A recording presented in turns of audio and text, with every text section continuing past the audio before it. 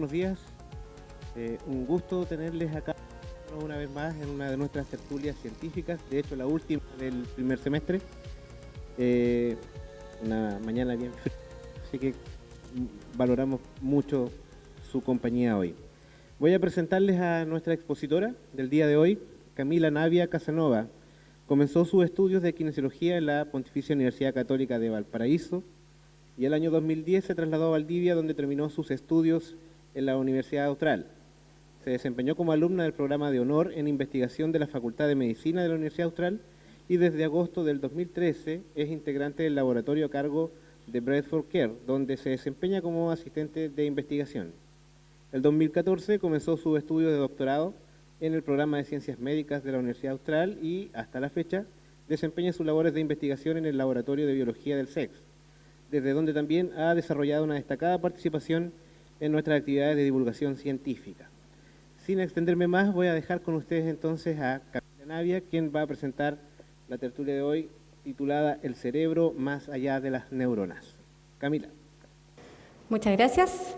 Primero les quiero dar la bienvenida a todos ustedes. Gracias por haber venido a venir a escucharme. Bueno, como se titula esta charla, yo les voy a hablar un poco acerca de lo que hacemos en neurociencia, algunas cosas, no todo. Y quiero que salgan de aquí con la idea de que el cerebro es más que una red de neuronas. Es más que una neurona que llega al músculo y ejecuta una acción. Es mucho más complejo que eso, ¿ok? La neurociencia en sí tiene como 3 objetivos. Lo primero es entender cómo funciona el sistema nervioso central. Lo segundo es saber cómo madura, cómo se desarrolla y cómo se mantiene este sistema nervioso. Y por último también la idea es saber y conocer y entender algunas patologías neurológicas, patologías psiquiátricas, y también cuál es la base neurológica de ellas y poder prevenirlas o curarlas, ¿ok? En neurociencia podemos hacer distintas cosas. Podemos hacer experimentos desde la biología molecular, podemos saber cuántas proteínas tiene un animal transgénico, cuántas proteínas tiene un animal que le damos un tratamiento, por ejemplo, en los astrocitos, que son unas neuronas, o sea, son unas células que están en el cerebro. Por otro lado, podemos hacer, por ejemplo, una reconstrucción de cómo se ven algún grupo de neuronas. Podemos analizar también la morfología de un cerebro completo. Podemos hacer una reconstrucción de cómo son las áreas, podemos ver diferencias, etc. Podemos también hacer un tracking, podemos hacer un marcaje de un grupo especial de neuronas, por ejemplo, en la corteza. Y podemos ver cómo se distribuyen en distintos animales, podemos ver cómo se distribuyen en algunas patologías, qué sé yo. En los humanos, la neurociencia estudia, por ejemplo, la actividad de la corteza. Podemos, con una resonancia magnética funcional, ver qué áreas están consumiendo más oxígeno en distintas actividades. Por ejemplo, las que están acá, que las vamos a ver más adelante, son las áreas relacionadas con el lenguaje. ¿Cómo se activan cuando, por ejemplo, todos ustedes me están escuchando hablar a mí? Hay una sincronización del funcionamiento de esas áreas, ya que hablamos el mismo idioma y todos ustedes me están escuchando a mí. Y finalmente, la neurociencia también trata áreas de la cognición y muchas funciones cerebrales más superiores, que son propias del ser humano. En general, nosotros conocemos, y están descritas, la mayor cantidad de las vías y conexiones y fascículos que unen un área del cerebro con otra, ¿ok? Mis alumnos de neuroanatomía deberían conocerlas todas, cada fascículo que une cada zona. Pero pese a eso, no porque todos tengamos una conexión que va de A a B, el resultado siempre va a ser C. Probablemente para mí sea C, pero para Alexander sea D o E, ¿ok? Entonces, los circuitos no explican todo. Y la estructura tampoco explica toda la función que tiene el cerebro. Podemos, por ejemplo, todos sabemos que el cerebro controla, regula la frecuencia cardíaca. El cerebro controla cómo late el corazón. Pero existen situaciones de tristeza, de afectación emocional, podemos estar alterados, estresados, agobiados, podemos estar felices, y eso va a alterar cómo late nuestro corazón. Y podemos estar pasando por una misma situación de estrés, podemos estar pasando por exactamente lo mismo dos personas, pero nuestra respuesta va a ser distinta, pese a que tengamos la misma conexión, que va del cerebro al corazón. ¿Ok? A medida que la investigación y los métodos que hay en neurociencia para hacer dilucidar estas conexiones, a medida que avanzan, a medida que conocemos más cómo son, se ha ido complejizando el asunto. Y podemos comparar, por ejemplo, cómo es la actividad cerebral de una persona respecto a otra, por ejemplo, escuchando a una misma persona hablar o en una misma situación. ¿Ok? Y pese a que tenemos las mismas conexiones, y yo les digo que tenemos casi la misma estructura, se ha confirmado que efectivamente hay diferencias. Hay diferencias en muchas situaciones. Pero en este caso yo les voy a hablar un poco de las diferencias que tenemos entre hombres y mujeres. En el 1880 más o menos, 1850 aproximadamente, Paul Broca, que fue el que nombró, o sea, era un médico, un anatomista, nombró el área de Broca un área cerebral puntual, la nombró porque la descubrió, la definió. Este caballero decía que el tamaño diferente que tenemos en el cerebro, hombres y mujeres, y pequeña diferencia en el tamaño, que el cerebro femenino es más pequeño, se debía a que las mujeres estaban como en desventaja, tanto física como intelectual. Entonces esta diferencia era porque las mujeres físicamente e intelectualmente eran inferiores. Efectivamente las mujeres tenemos un cerebro más pequeño, pesa un poco menos que el cerebro de los hombres. Tiene menos sinapsis, tiene menos conexiones. Pero eso, como yo les decía, las conexiones no explican la función. ¿Ok? A lo mejor el cerebro masculino necesita redundar más en algunas cosas. No lo sé, son supuestos. Tenemos diferencias en las estructuras, ¿ok? Eso es lo primero, hombres y mujeres. Existen situaciones, por ejemplo, respecto a la maternidad, en la cual la sustancia gris de las mujeres en algunas zonas puntuales disminuye. Pero eso no quiere decir que la capacidad cognitiva ni la capacidad funcional e intelectual sea distinto, sino que existen zonas en las cuales necesitamos disminuir la inhibición para aumentar ciertas cosas instintivas. ¿Okay? Entonces, estas diferencias de conexiones también tienen que ver con un asunto funcional. Y finalmente, hombres y mujeres respondemos distinto. Pese a que tengamos las mismas conexiones, respondemos distinto dependiendo de los estímulos. Por ejemplo, los hombres cuando están bajo estrés suelen disminuir la sinapsis o disminuir las espinas dendríticas, que tiene que ver con aumento de conexión, de conectividad, hacia el lobo frontal y hacia el hipocampo. Es decir, cuando están bajo estrés, olvidan algunas cosas y no miden todas las consecuencias de lo que podrían hacer, por ejemplo. Y las mujeres, por otro lado, aumentamos y consolidamos la información o aumentamos la sinapsis cuando estamos bajo estrés hacia la amígdala. Lo que quiere decir que las mujeres en general, cuando estamos bajo un estrés mantenido, respondemos con un comportamiento ansioso, tendemos a deprimirnos y tendemos también eso explica en el fondo que nos pongamos ansiosas y depresivas. Eso explica que muchas mujeres tienen tendencias o son más propensas al consumo de sustancias, de drogas, al abuso de sustancias, de medicamentos y cosas por el estilo. Entonces las diferencias de las conexiones son tanto estructurales, tanto funcionales y en la respuesta, ¿ok? En cómo respondemos. Y eso tiene que ver con la plasticidad que tiene nuestro cerebro. Tiene que ver con cómo el cerebro se adapta a los distintos estímulos, a las distintas situaciones. El cerebro también es bastante económico, ¿ya? Les voy a contar algunas cosas bien interesantes. Por ejemplo, cuando ustedes quieren inmortalizar una pintura que vieron en un museo, y ustedes van y le sacan una foto, ven la foto, la suben a Instagram, la suben al Facebook y guardan el celular. Y siguen viendo otras fotos. Si después a ustedes les preguntan sobre los detalles de esa imagen, probablemente por el hecho de que ustedes le sacaron una foto y le dijeron, o sea, su cerebro dijo, ok, voy a guardar esta imagen aquí, lo más probable es que su cerebro no guardó todos los detalles que podría haber guardado. Porque ¿para qué? Si estaba en el celular. ¿Okay? Entonces, La capacidad de recordar detalles de cosas que observamos disminuye si le sacamos fotos. Así que cuando miremos y observamos y queramos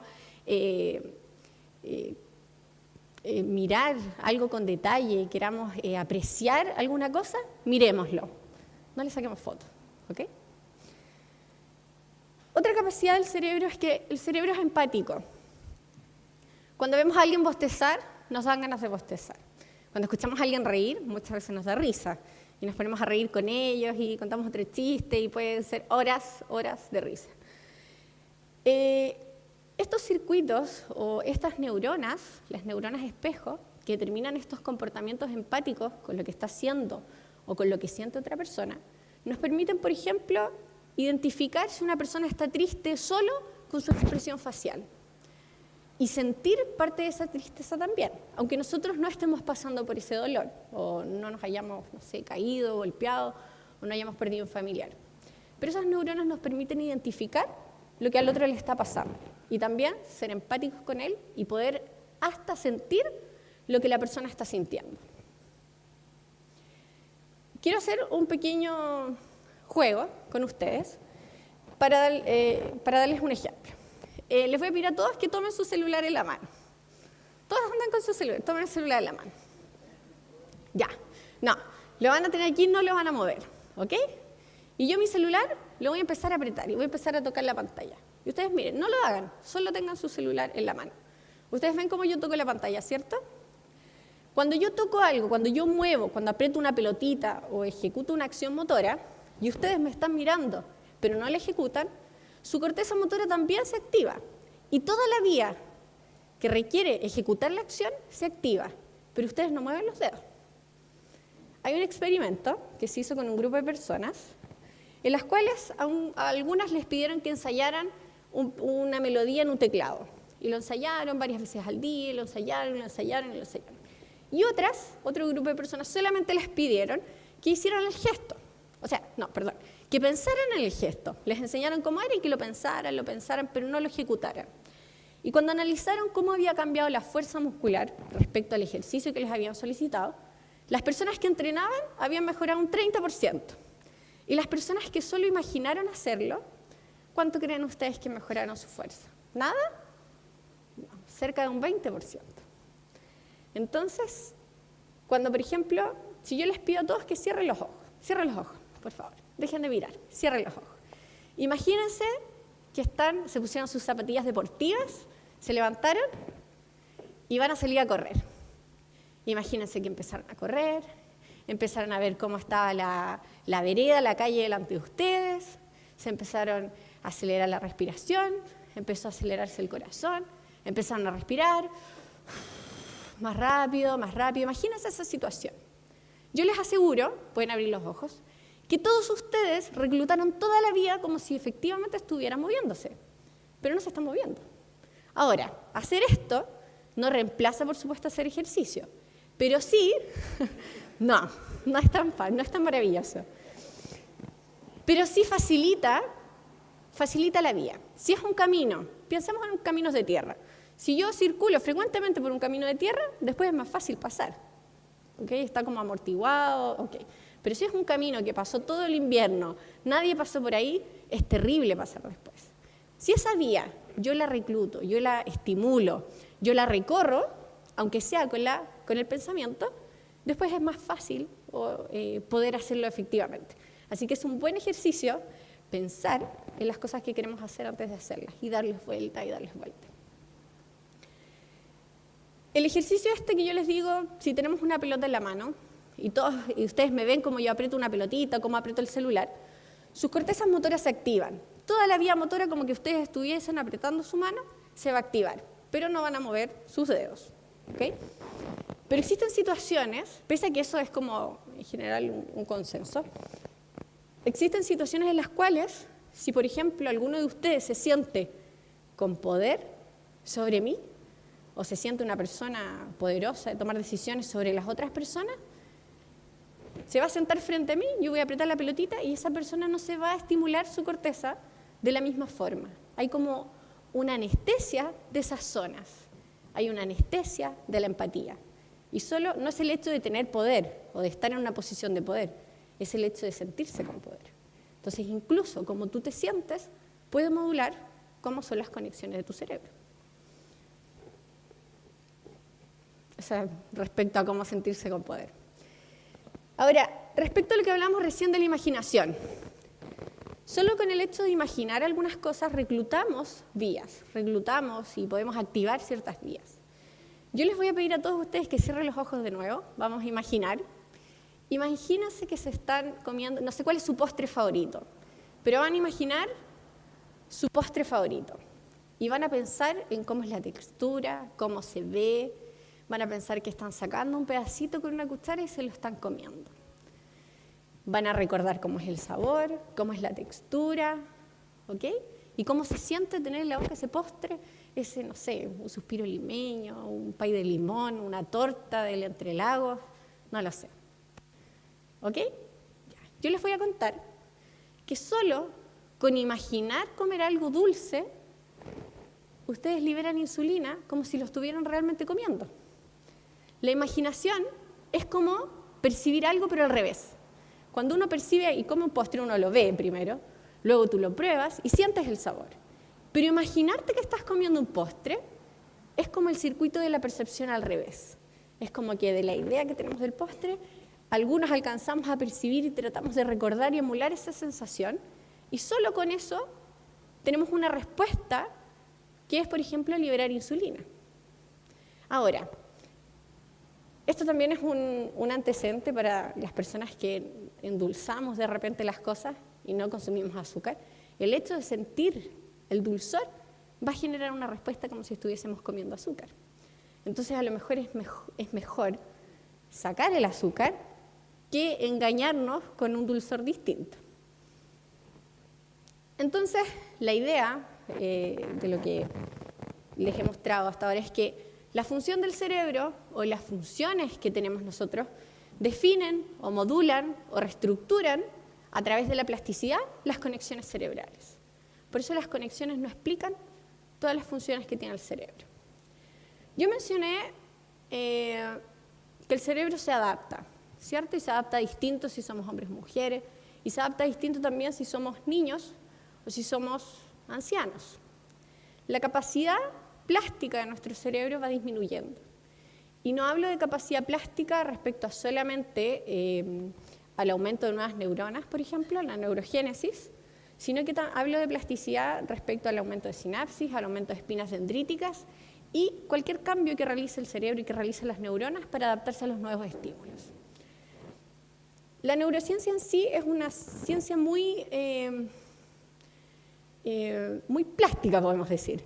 Hay nuevos descubrimientos a medida que tenemos nuevas herramientas, podemos descubrir nuevas cosas y podemos poner en discusión cosas que hemos sabido toda la vida. Se creía, por ejemplo, que en el hipocampo, en algún momento salió un artículo que decía que todos los días teníamos cientos de nuevas neuronas en nuestro hipocampo que nos permitían aprender y recordar, y esta capacidad plástica del hipocampo parecía infinita respecto a las nuevas neuronas. Y este último año nosotros estuvimos discutiendo esta semana de cómo la neurogénesis parece ser muy poca después de los 15 años, que 15 y 16 años es casi mínima la neurogénesis que ocurre en el hipocampo. Aparentemente se mantiene una neurogénesis basal, pero no es la neurogénesis que explicaría la infinita capacidad que nosotros le atribuimos al hipocampo de aprender cualquier cosa. Entonces pareciera ser que tengamos una conexión entre A y B y tengamos tantos resultados distintos, no tiene solo que ver con la historia, con los recuerdos, con lo que aprendemos, o con esta figura del hipocampo como que fuera lo que viene a cerrar este circuito. Parece que hay muchas más cosas, y decir que el hipocampo no es tan plástico viene a dejarnos de nuevo con la incógnita de entonces dónde o cómo el cerebro modula todo esto para que seamos tan distintos y tengamos funciones superiores como pensamiento, la imaginación, la decisión, tan diferente. ¿Ok? Esto es una imagen de un hipocampo, para que ustedes vean, están marcadas en verde las neuronas nuevas, y se cree que esto, a medida que uno, por ejemplo, hace ejercicio, que uno aprende cosas nuevas, van aumentando estas neuronas. Y al parecer no es tan así, ¿ok? Entonces, la neurociencia en sí es una ciencia muy plástica, como les dije. Aparecen cosas nuevas, aparecen métodos nuevos y vamos discutiendo y vamos reestructurando, redefiniendo lo que ya conocíamos. Eso. No sé si tienen preguntas, fue como rápido y cortita. Dime.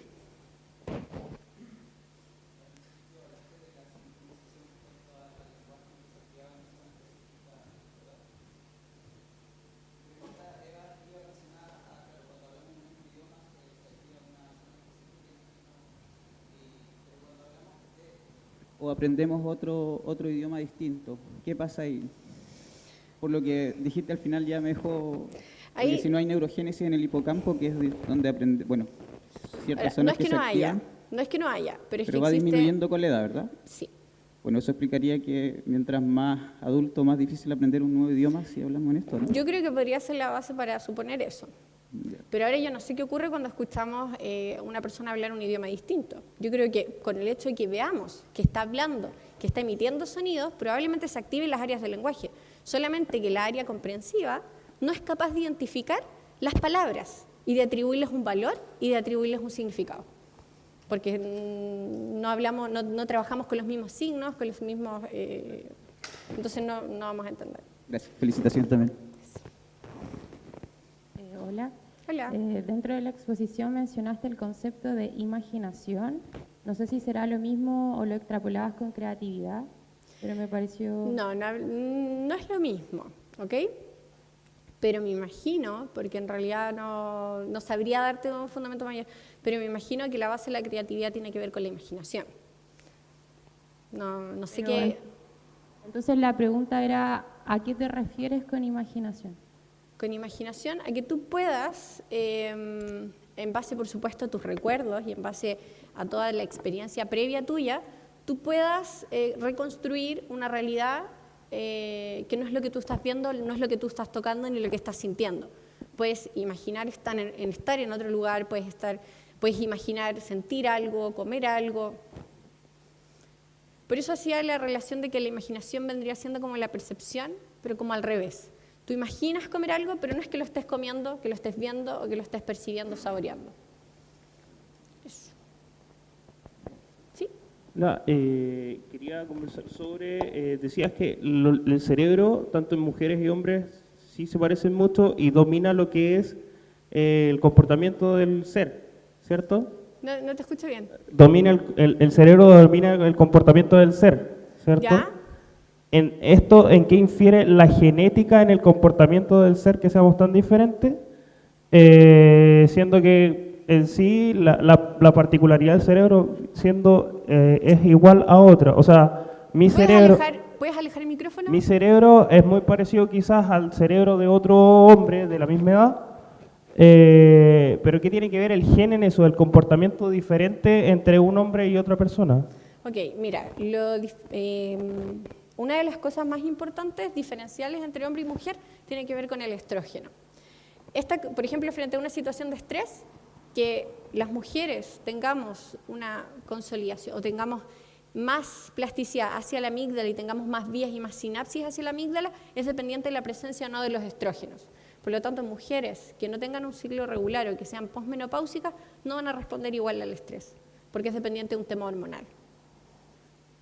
¿Estarán más sentadas las bases de los comportamientos en la genética o según cómo la sociedad nos estructura como personas? Porque si bien igual hay una liberación distinta de hormonas según sexo, la conducta se marca desde que tú naces, por tus papás, el colegio, la tele. Entonces yo creo que si pusiéramos, por ejemplo, a hombres en, no sé, entornos femeninos, por así decirlo, perfectamente podríamos desarrollar muchas áreas del cerebro que otros hombres que solo juegan fútbol no lo harían. Yo creo que el entorno que se genera a través de la vida es lo que realmente marca. ¿O será que realmente la genética es lo que define? Yo creo que la genética no es lo que define todo, ¿ok? De hecho, la genética tampoco es algo que no cambie a lo largo de la vida. O sea, tus genes sí se modifican, cómo se expresan, sí se modifica a lo largo de la vida dependiendo de los estímulos ambientales, de tu conducta, de dónde estás, del contexto, de todo. Entonces no es como los genes contra el ambiente, es una mezcla de ambos.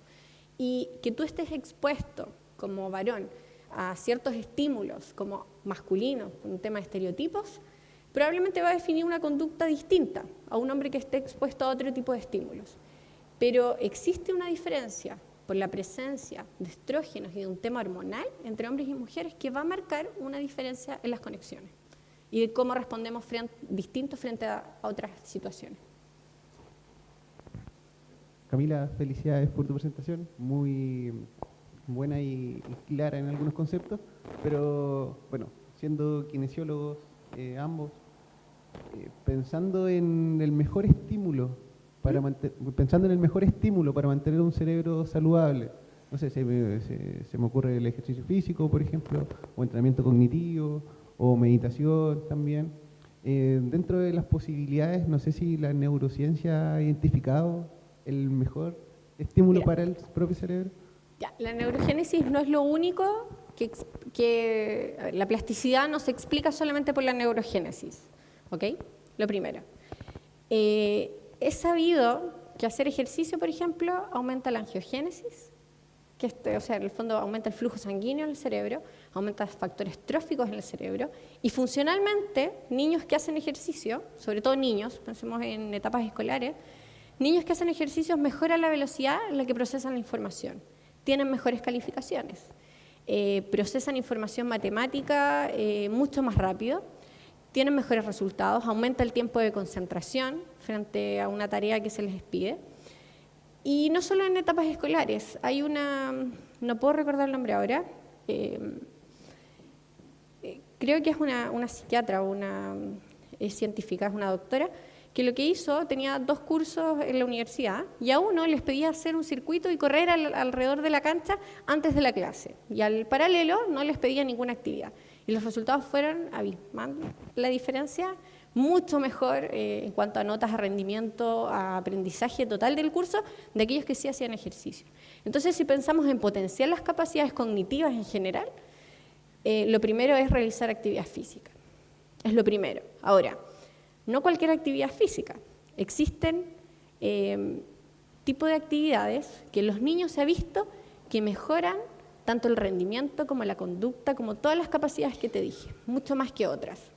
Por ejemplo, pedirles que troten, que corran, ya todos los niños corriendo, riéndose, conversando, pensando en cualquier cosa, vamos a tener algunas mejoras. Pero si tú les pides, por ejemplo, una actividad con sentido, les pides por ejemplo, una batalla ¿sí? entre un grupo y otro grupo donde tienen que crear una estrategia, buscar una forma, diseñan una estrategia y luego la ejecutan y luego dicen, ok, fuimos para allá, hicimos esto, el grupo contrario llevó la bandera para tal parte, hicimos qué sé yo. Esas actividades mejoran casi todos los ámbitos de la conducta y todos los ámbitos como cognitivos que se evalúan en el colegio. Entonces, la velocidad que procesa la información, los resultados en pruebas matemáticas,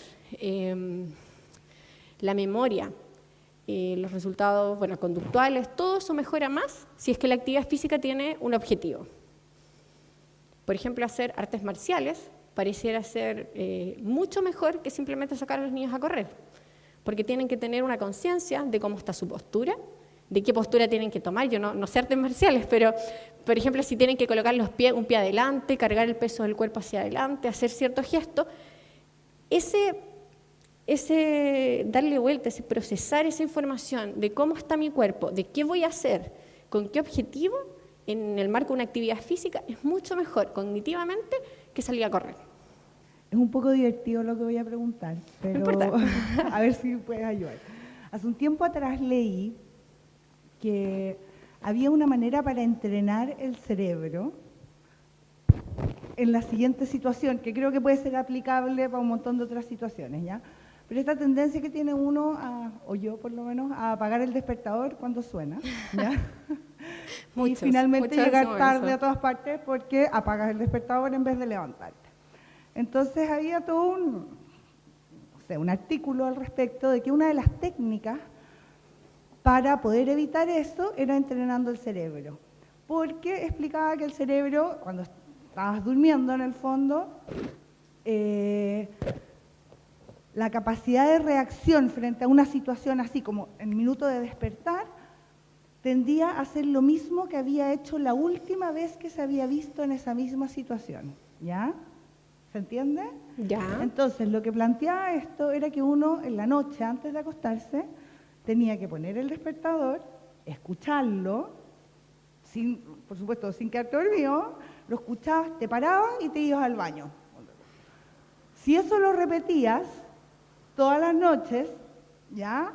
Al otro día en la mañana, el cerebro, como ya está recién despertando, y en me imagino que como estado somnoliento, iba a realizar lo último que había hecho en la situación similar, porque como estaba medio dormido, estoy hablando o en estado de reposo, a lo que recurría era el último recurso que había utilizado. ¿Hay algo de evidencia al respecto? Es una buena ¿Tú posibilidad. leíste las conclusiones? Bueno, me imagino que decían que funcionaba. O sea, eso iba, claro, Ya. era como la gran técnica. Ya, mira, primero, no sé la respuesta, pero lo que sí te puedo decir es que el cerebro cuando uno duerme no está en reposo. ¿Ya? Entonces decir como que se enciende y hace lo último como por inercia, de eso no estoy de acuerdo. Cuando nosotros dormimos en general hay zonas que bajan mucho su actividad y hay zonas que permanecen activas. ¿Okay? Por ejemplo, el sistema límbico permanece activo, por eso muchas veces, y la corteza frontal baja la actividad. Por eso muchas veces nuestros sueños tienen un contenido moralmente extraño y son muy emotivos. Así que no sé cuál es la base de eso, pero lo dudaría. Yo lo dudaría, si no creo. ¿No lo has probado? No, la verdad es que no lo he probado, pero se lo dije a mis alumnos la otra vez, porque obviamente llegaban todos muy tarde, entonces les dije que ellos lo probaran y nos hizo todo como Yo sentido. creo que en ese caso lo mejor simplemente es dormir más horas. Cosa de que cuando tú te despiertes ya hayas descansado lo que necesitabas descansar, hayas limpiado el glutamato de tu cerebro que tenías que limpiar y puedas iniciar sin problema el día siguiente. Entonces, mejor consejo es acostarse antes, yo creo, que realizar esta acción automática antes de dormir. Pero interesante. Muchas gracias. Hola, buenas. Primero, me gustó mucho tu presentación y también asociándola a la pregunta que dijo la señora, me gustaría saber, por ejemplo, con el tema de la parálisis del sueño, cuando existe se podría controlar, porque está el tema de que hay como, por lo que yo he leído, tampoco es que sepa mucha información sobre eso, hay cierta parte del cerebro que se activa, pero el tema muscular no, o cómo se podría controlar o llevar a esa situación. Durante el sueño, por ejemplo, nosotros podemos soñar que estamos corriendo, pero no nos movemos. ¿Okay? Yo no sé muy bien cómo funciona la parálisis del sueño, me imagino, o sea, tengo entendido que es cuando tú intentas despertar, la parte motora es como que te cuesta activarlo, te cuesta moverte cuando despiertas y pareciera que eres consciente de que estás despierto antes de poder moverte. Existen algunas alteraciones, alteraciones neurológicas descritas en las cuales tú durante el sueño te mueves. Entonces, me imagino que el no poder moverte cuando despiertas también debe ser alguna alteración o alguna discordancia en el sistema, no sé muy bien cómo es el asunto, pero tampoco sé cómo se podría como curar, por así decirlo, o cómo se podría tratar eso. Pero efectivamente hay una baja de toda la actividad motora cuando dormimos, para que podamos descansar y podamos imaginar que estamos corriendo, pero no ejecutamos la vía al punto de movernos. Yo no sé qué más puedo aportar a tu... Cami, primero felicitarte por tu presentación, estuvo bastante bien. Y tengo una pregunta, debido a los constantes ejercicios que hicimos de cerrar los ojos. Por ejemplo, si nosotros nos imaginamos que estábamos en una situación en la cual nunca hemos estado, Ya. pero la imaginamos súper bien y nos concentramos, eso tiene la capacidad de generar memoria, digamos, a corto o largo plazo, y si esta memoria está asociada a cambios plásticos en el hipocampo. Para ti. A ver, si es que nosotros estamos o imaginamos una situación En la que nunca hemos en la estado. que nunca hemos estado. Correcto, pero la imaginamos.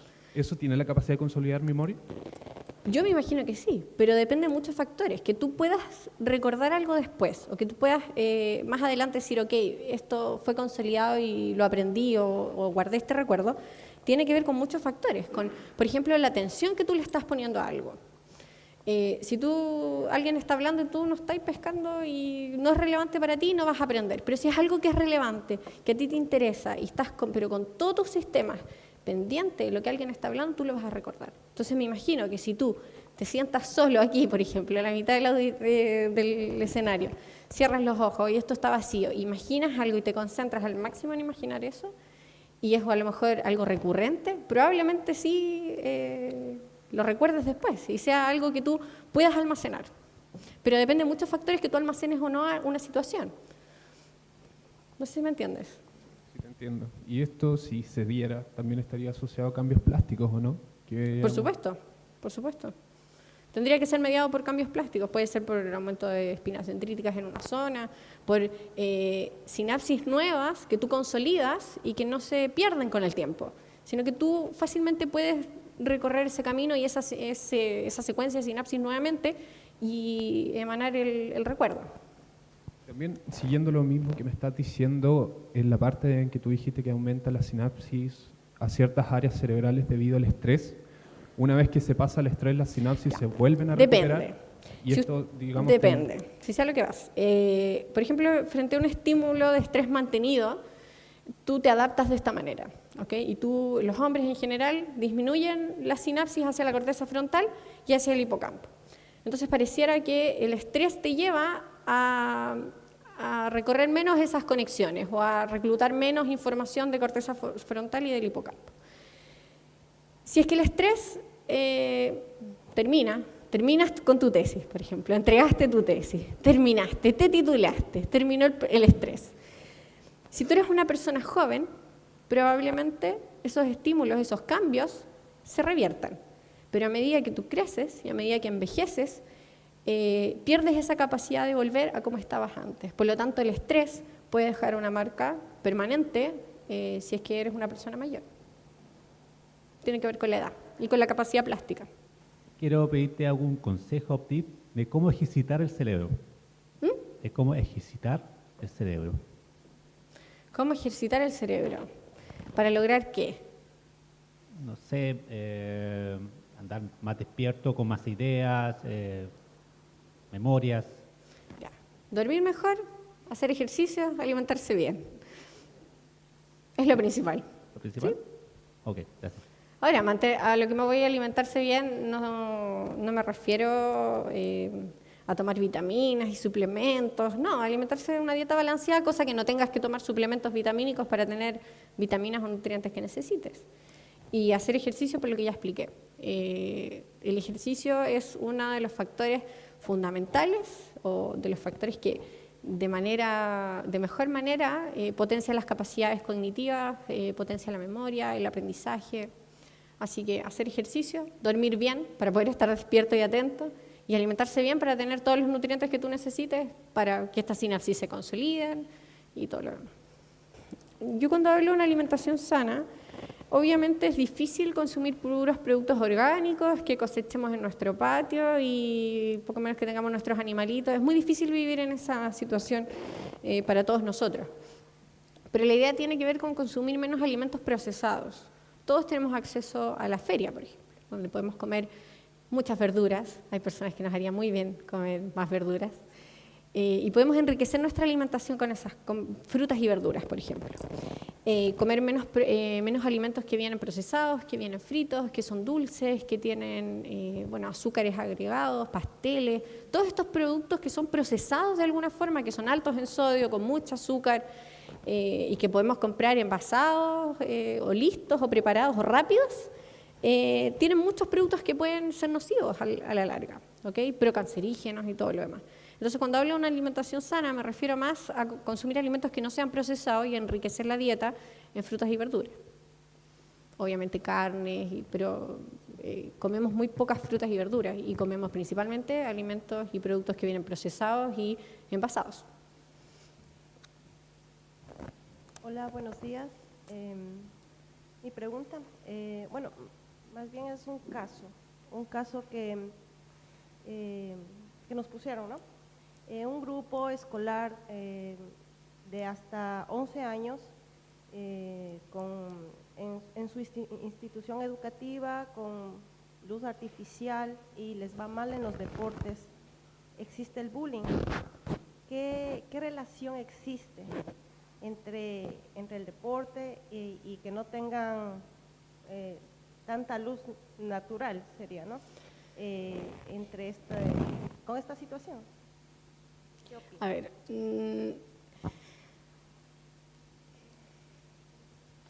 ¿tú dices que no tienen acceso a hacer deporte? Tienen acceso a hacer deporte, pero... ¿Un deporte competitivo? No, educación física en su escuela y no les va bien.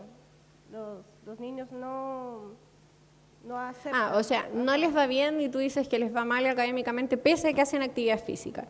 Ok, ya. Yo igual hice una aclaración respecto al tipo de actividad. ¿Okay? No es lo mismo salir a correr que realizar una actividad física prolongada por varios meses que requiere un entrenamiento y una conciencia del cuerpo o un trabajo en grupo. En general, las actividades o las tareas físicas que le pedimos a los niños que tienen que ver con elaborar estrategias en grupo son mucho más productivas cognitivamente que simplemente correr o tirar una pelota. ¿Okay? Entonces, quizás no es que hagan actividad física y que no tenga resultados. Quizás no estamos ocupando esa herramienta que tenemos, que es hacer actividad física con los niños, de la manera adecuada. Entonces, quizás deberíamos reformular la actividad que estamos haciendo y a lo mejor veríamos diferencias en la conducta y en el aprendizaje. Pero probablemente no sea lo único, probablemente hay muchas otras variables, pero si tocamos el tema de la actividad, probablemente no estemos haciendo la actividad más adecuada para optimizar el aprendizaje. Yo creo que el bullying va un poco a lo mismo que mencioné. O sea, cuando un niño se siente en ventaja sobre otro, quizás son patrones que han visto. Bueno, todos lados yo creo que hemos visto cómo personas abusan de otras o abusan de su poder frente a otras personas, en cualquier situación. O sea, una persona más grande que tú llega y te empuja y ¿qué le vas a alegar si es tremendo hombre? Entonces, yo creo que los niños, el bullying tiene que ver con lo mismo. Ellos muestran patrones que han visto, patrones de abuso cuando están en situaciones de poder. Entonces, quizás bajar un poco el nivel, hacerlos colaborar y que se vean como iguales, puede que aumente la empatía. Creo que te entendí tu idea acerca de repente por qué entre la sociedad existen estas naturales oposiciones a los pensamientos entre nosotros. Quizás pase porque en estas últimas 2 décadas, por así decirlo, los medios masivos de información se ampliaron mucho, ¿no? Se le dio a la gente el alcance del celular, del internet, de la información, y mediante las redes sociales muchos tipos distintos de personas se han expresado y han puesto en evidencia cómo es que ellos piensan.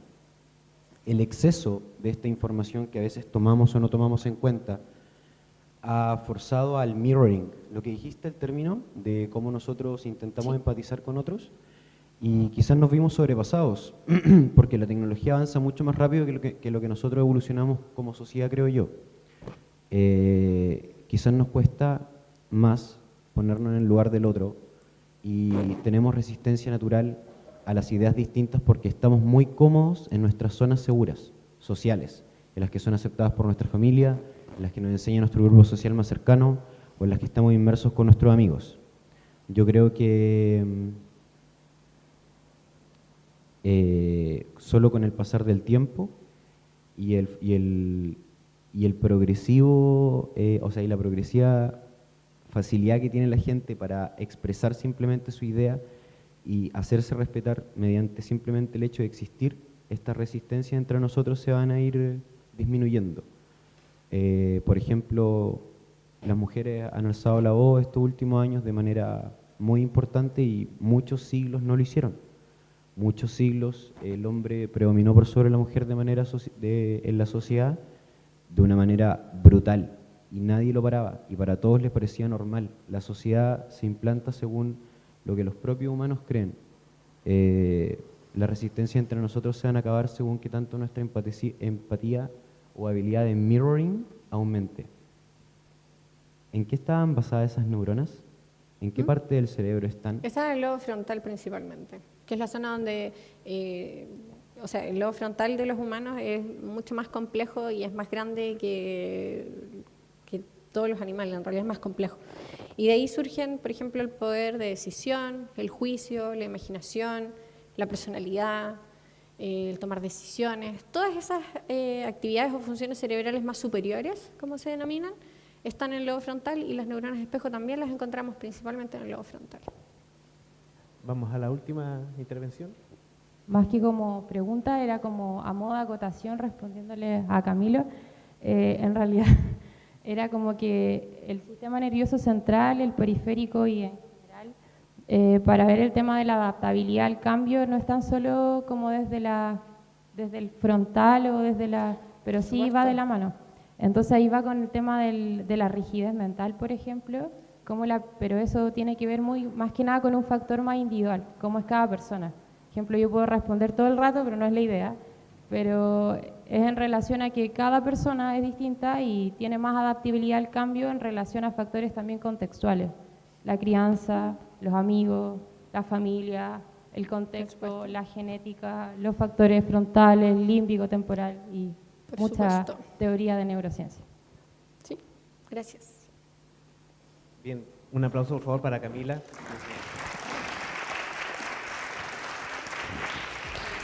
Y por mi parte, agradecer a cada uno de ustedes su compañía hoy. Ha sido una participación muy importante la que han tenido en esta tertulia.